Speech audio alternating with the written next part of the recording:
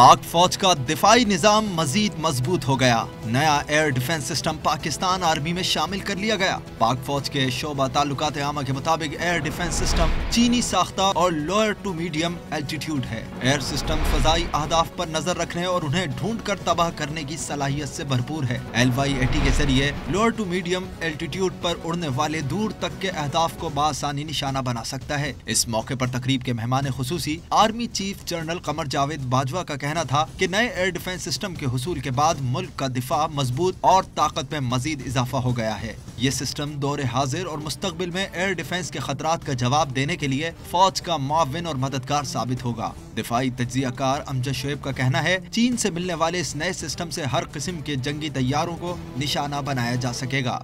नया defence system है, ये हर तरह के जहाज़ों के खिलाफ इस्तेमाल हो सकता है।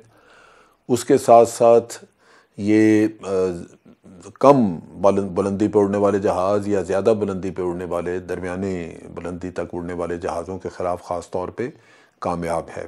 उनका मजीद कहना था कि पाकिस्तान को नए चैलेंजेस से निपटने के लिए जदीद एयर डिफेंस सिस्टम की जरूरत थी, जो पूरी हो गई। नए एयर डिफेंस निज़ाम से मुल्क का दिफा मजीद मजबूत और मुस्तहकम हो गया है।